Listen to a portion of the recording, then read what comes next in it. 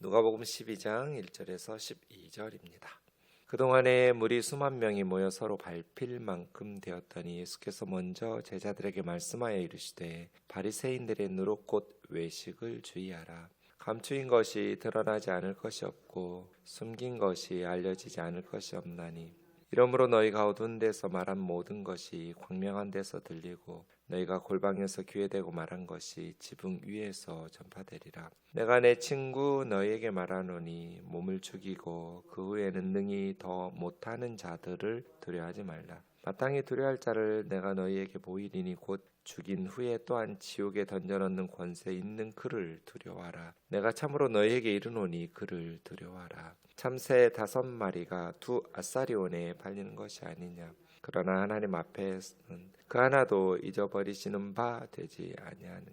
너희에게는 심지어 머리털까지도 다 세신 바 되었나니 두려워하지 말라. 너희는 많은 참새보다 더 귀하니라. 내가 또한 너희에게 말하노니 누구든지 사람 앞에서 나를 시인하면 인자도 하나님의 사자들 앞에서 그를 시인할 것이요 사람 앞에서 나를 부인하는 자는 하나님의 사자들 앞에서 부인을 당하리라. 누구든지 말로 인자를 거역하면 사하심을 받으려니와 성령을 모독하는 자는 사하심을 받지 못하리라. 사람이 너희를 회당이나 유정자나 권세 있는 자 앞에 끌고 가거든 어떻게 무엇으로 대답하며 무엇으로 말할까 염려하지 말라. 마땅히 할 말을 성령이 곧 그때 너희에게 가르치시리라 하시니라. 아멘. 오늘 본문 바로 앞에 있는 11장 53절 54절을 보시면 서기관과 바리새인들이 거세게 달려들어 여러 가지 일을 따져묻고 그 입에서 나오는 말을 책잡고자 하여 노리고 있더라. 이런 표현이 있습니다. 성경 장절 구분은 저자가 한 게 아닙니다. 후대에 한 것이어서 가끔은 좀 장절 구분이 우리를 본문을 제대로 보지 못하게 하고 제대로 보게 하더라도 조금 이렇게 달리 장절 구분을 했으면 본문을 더 이렇게 잘 이해할 수 있는데 도움이 될 텐데 하는 아쉬움이 있을 때가 있는데 여기도 그렇습니다. 오늘 본문은 서기관과 바리새인들, 율법 교사의 또 다른 표현이 서기관입니다. 율법 교사들과 바리새인들이 거세게 달려들면서 예수님의 입에서 나오는 말을 책잡으려고 여러 가지 질문을 던지고 있는 배경 속에서 오늘 12장 그 동안에입니다. 그러니까 그 동안에라는 것은 바리새인과 서기관들이 예수님을 책잡으려고 어려운 질문들을 가지고 거세게 달려들어서 질문 세례를 쏟아붓고 있을 때 그 앞에서 예수님께서는 바리새인과 서기관들을 향해서 화 있을진저 하면서 메시지를 전하셨거든요. 그러니까 격분된 상태로 바리새인과 서기관들이 막 달려들어서 예수님에게 질문을 쏟아붓고 있을 때 그때입니다. 12장에 보면 네 부분으로 이루어져 있는데 먼저 1장에서 12절까지는 제자들에게, 13절부터 21절까지는 무리들에게, 그리고 다시 22절부터 53절까지는 제자들에게, 54절부터 59절까지는 무리들에게 이렇게 제자들과 무리들을 번갈아 가면서 대상으로 하시면서 말씀을 주고 계십니다. 지금 예수님은 19장까지 길 위의 본문이죠. 예루살렘을 향해서 십자가의 죽음의 길을 걸어가시는 중입니다. 여기서 핵심적인 주제는 제자도라고 말씀드렸습니다.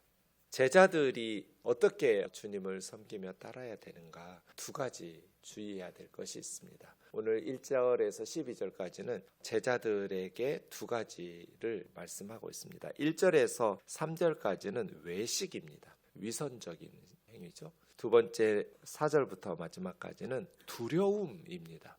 제자들이 주의해야 될 것은 위선, 외식과 두려움입니다.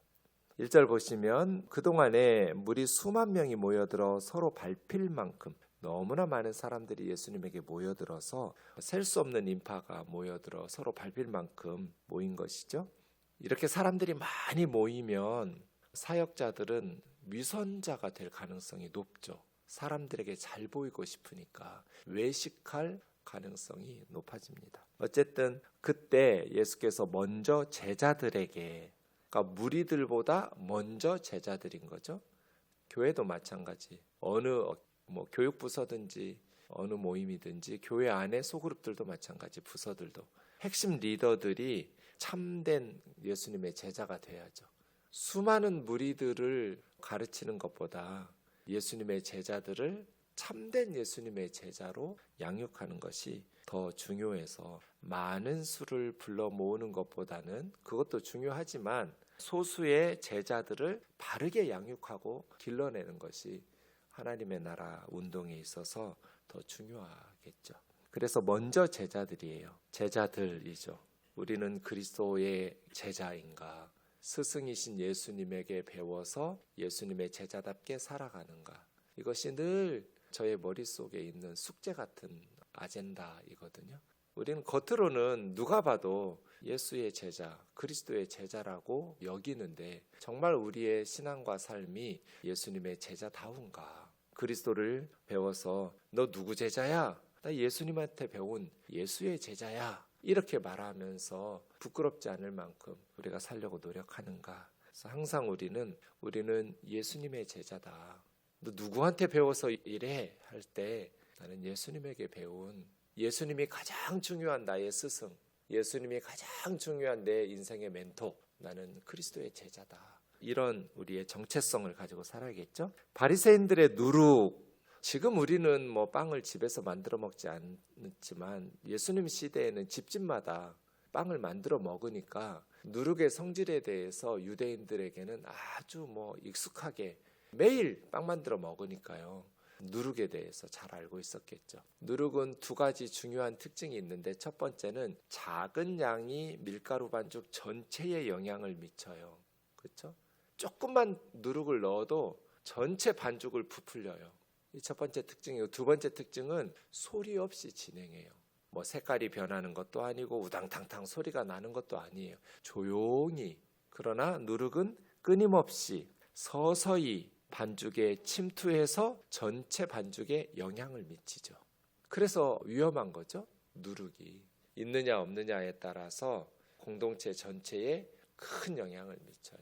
첫 번째는 조금만 누룩이 들어가도 전체 교회에 영향을 미치고요.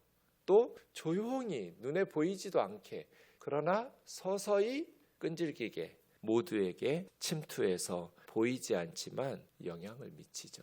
그래서 누룩을 주의하라고 주님 말씀하시는데, 바리새인들의 누룩이 뭐냐면 외식이라고 그랬어요. 휘포크리테스라는 이 외식이라는 말은 무대 위에서 연기하다는 거예요. 연기는 드라마든 연극이든 그 실제 삶은 아니잖아요. 그냥 연기하는 것처럼 마치 꾸며서 자기가 배우들은 여러 가지 역할을 맡죠. 농부도 됐다가 목사도 됐다가 의사도 됐다가 여러 가지. 하지만 그게 그 사람의 진짜 삶이 아니고 무대 위에서의 연기잖아요. 교회가 연극 무대가 되어서는 안 된다는 뜻이에요. 바리새인들은 하나님 앞에서나 사람들 앞에서 경건한 척, 거룩한 척, 하나님 사랑하는 척. 사실은 하나님의 아들 메시아가 세상에 오셨을 때 사람들을 메시아에게로 이끌어서 함께 천국의 구원에 들어가도록 중요한 역할을 해야 될 사람들이 바리새인과 서기관들이잖아요. 영적인 리더들이니까요.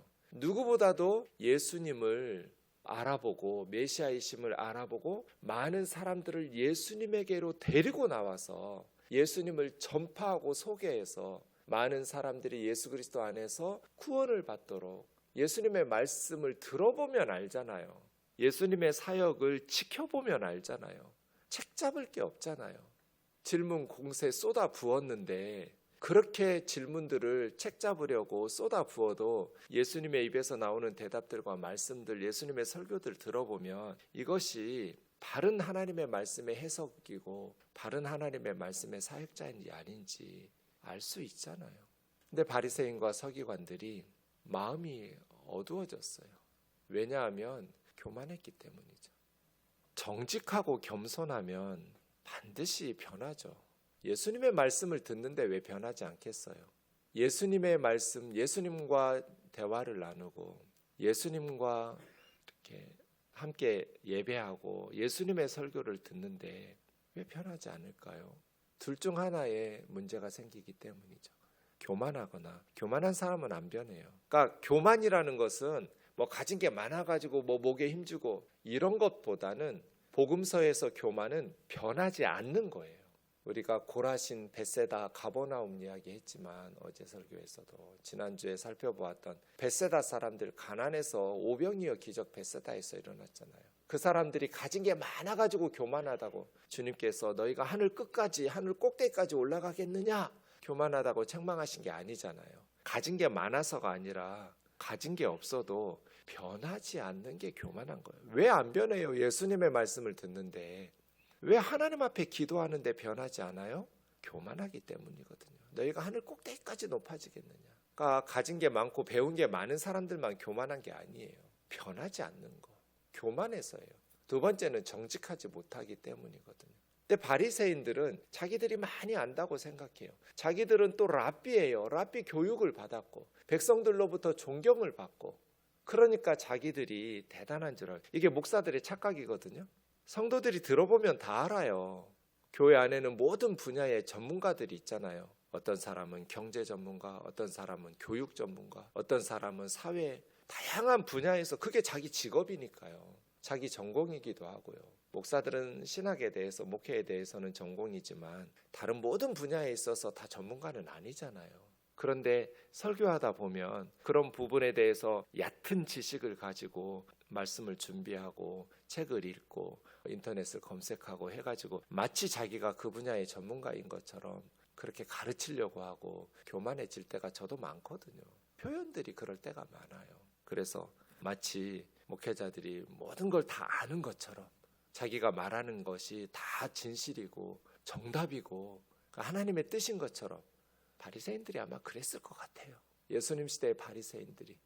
그래서 사람들 앞에서 가르치고 또 사람들 앞에서 이렇게 높임을 받다 보니까 외식되는 거죠. 참 쉽죠. 예수님의 제자들이 바리새인들의 누룩, 이 외식에 감염될 위험성이 높죠. 여러분들보다는 저와 같은 목회자들이 이 바리새인들의 누룩인 외식에 감염될 가능성이 매우 높죠. 그래서 두려운 일이에요. 왜냐하면 자기도 몰라요. 조용히 진행돼요. 서서히 침투해요. 성도들은 다 아는데 목사 자신은 몰라요. 자기를. 잘 안 보여요. 내 눈에 들보는 안 보이잖아요. 남의 눈에 티끌은 잘 보여도. 그런데 예수님의 제자들이 바리새인들처럼 위선적이고 외식을 하게 되면 교회가 어떻게 되겠어요? 그대로 따라가잖아요. 성도들은 목사에게 영향을 받지 않을 수가 없어요. 그래서 두려워요. 제가 목사 하는 대로 닮아가거든요. 어떻게 안 닮아요? 매일 그 사람의 설교를 듣는데, 매주 설교를 듣는데. 그래서 설교를 듣는다는 것, 교회를 다닌다는 건 참 위험한 일이에요. 그런 걸 저는 젊었을 때 잘 몰랐어요. 그래서 신나게 한국교회 비판하고 다른 목사들 비판하고, 지금 생각하면 너무 두려운 짓을 한 거예요. 너무나 큰 죄를 진 거예요. 제가 제 꼬라지를 못 보고 다른 목사들 비판하고, 한국 교회가 어떻느니 다른 교회 비판하고, 지나놓고 보니 우리 교회가 더 문제고 내가 더 문제였는데, 위선적인 사람, 외식에 빠진 교만한 사람은 내가 책 좀 읽고 성경 좀 읽고 막 가르치고 설교하니까 뭐 대단한 사람이나 된 것처럼 착각하면서, 그 오랜 시간을 하나님이 참아주시고 우리 교우들이 참아주셨구나. 지금도 부끄럽지만 지금은 적어도 내가 정말 무식하다라는 것을 알고 인정하고 겸손한 척이라도 하려고 노력하니까. 근데 참 부끄럽다. 몰라요. 제가 알았으면 그랬겠어요? 몰라요. 젊었을 때는 모르고 마치 내가 다 아는 것 같고, 나만 바른 목사인 것 같고, 선배 목사님들 다 부패한 것 같고. 그게 바리새인들의 누룩 외식을 주의하라는 주님의 말씀이에요. 감추인 것이 드러나지 않을 것이 없고 숨긴 것이 알려지지 않을 것이 없나니. 하나님의 심판대 앞에서 다 드러날 거잖아요. 외식은 다 드러나요. 어두운 데서 말한 것이 광명한 데서 들리고, 골방에서, 골방은 외부와 차단된 조용히 은밀하게 하잖아요. 지붕 위에서, 이것은 사람들에게 알려지기 제일 좋은 장소가 지붕 위에서잖아요. 전파되리라. 이건 뭐예요? 결국은 하나님의 심판대 앞에 서면 다 드러날 거야. 그러니 진실하게, 아무도 없는 골방에 있을 때, 사람들 보는 이 없이 혼자 있을 때 우리는 어떻게 살아가고 있는가? 외식입니다. 두 번째 4절에서부터는 두려움입니다. 내 친구 너희에게 말하노니. 우리가 대통령의 친구여도 든든할 텐데 예수님이 우리를 친구라고 부르죠. 필로이스라는 말, 필로스 사랑하다라는 단어하고 어근이 같습니다. 친구, 사랑하는 사이죠.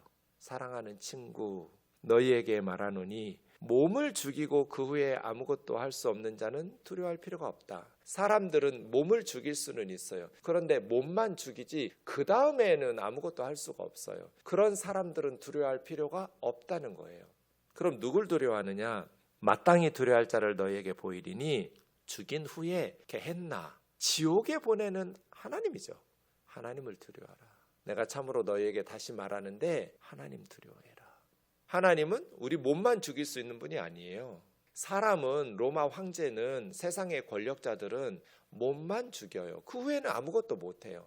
그래서 그런 사람은, 인간은 두려워할 존재가 아니에요. 우리가 진짜 두려워해야 될 대상은 우리 몸이 죽인 후에 영혼까지 게헨나에, 지옥에 보낼 수 있는 하나님을 두려워해야 되는 거죠. 마땅히 두려워할 자를 내가 너희에게 보이리니 죽인 후에 지옥에 넣는 권세 있는 그를 두려워하라. 내가 참으로 너희에게 이르노니, 농담 아니란 뜻이죠. 그를 두려워하라. 우리 세대에 하나님을 두려워하지 않으니까 외식하겠죠. 종교인들이. 가끔은 어떻게 목사님들이 저렇게 행동할까, 이렇게 여러분이 생각될 때가 있으시죠. 왜 그럴까요? 하나님 두려워하지 않기 때문이죠. 하나님을 두려워한다면 그렇게 살 수 없겠죠. 참새 5마리가 두 아사리온에 팔리는 것 아니냐. 마태복음에 보면 아사리온 은전인데요, 1아사리온이 참새 2마리예요. 그럼 2아사리온이면 참새 몇 마리 줘야 돼요? 다시요, 새벽부터 산수시켜서 죄송해요. 1아사리온에 참새 2마리예요. 그럼 2아사리온이면 참새 몇 마리 줘야 돼요? 4마리죠. 근데 본문에 뭐라고 그랬어요? 5마리라고 그랬죠. 이거 시장에서 흔히 일어나는 일이죠. 왜요? 한 마리는 덤으로 주는 거죠. 그럼 비싼 걸 그렇게 하겠어요? 싼 걸 그렇게 주겠어요? 덤으로. 싸니까. 그 말이에요. 가장 값싼 참새 1마리도 이 아사리온에 5마리 주는 그 참새도 하나님의 뜻이 아니면 땅에 떨어지지 않아요. 하나님이 잊지 않으세요. 먹이시고 돌보세요. 하물며 너희일까 보냐.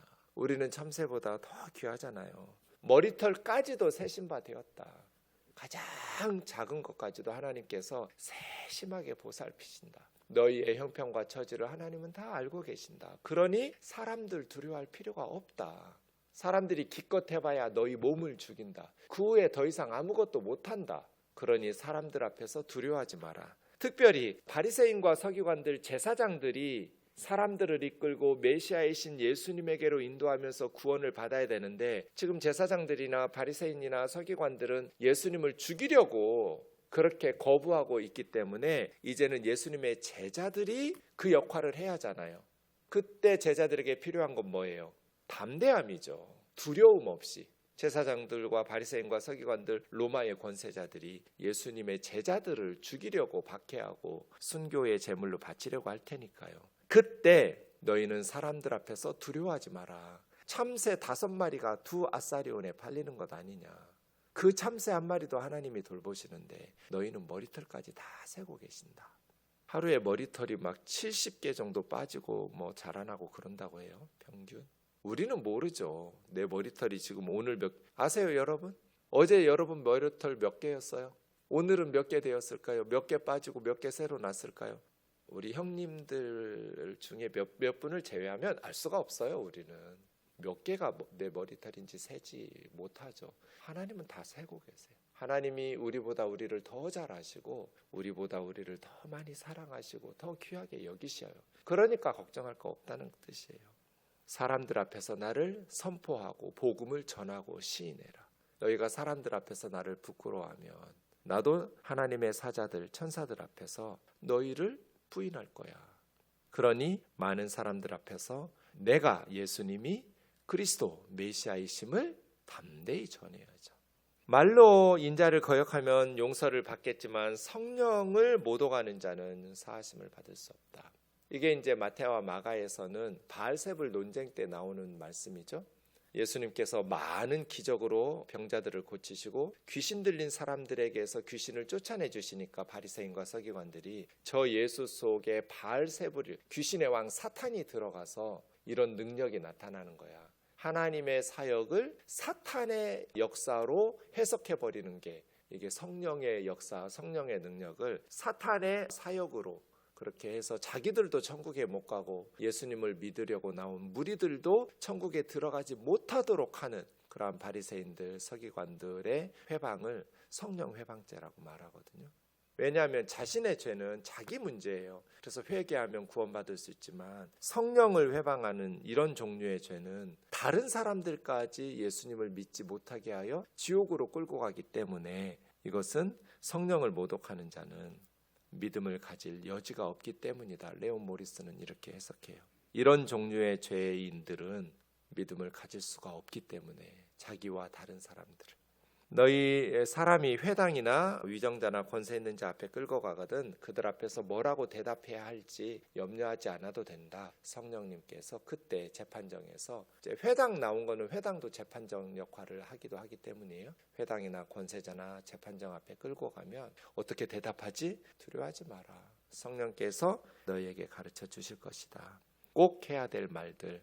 그래서 성령 충만한 가운데 재판을 받으니까 사도행전에 보면 제자들이 담대하게 재판정에서도 복음을 전하고 베드로나 요한이나 사도 바울이 그렇게 성령 충만한 재판정에서의 복음 전도가 이루어지죠.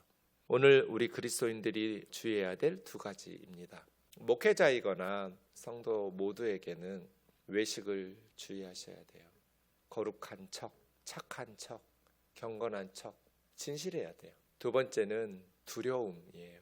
세상에 대한 두려움, 사람에 대한 두려움. 그래서 죄에 질질 끌려다니고 사람들 눈치 보면서 질질 끌려다니는 거. 믿음으로 말씀에 순종하면서 살지 못하게 하는 거. 사탄이 우리에게 이 두 가지로 예수님의 제자들을 제자답지 못하게 만들거든요. 그러니까 항상 주님이 제자들에게 말씀하신 것처럼 위선과 두려움을 주의하면서 기도하고 말씀에 순종하면서 오늘도 값지게 살아가시기를 주의 이름으로 축원합니다.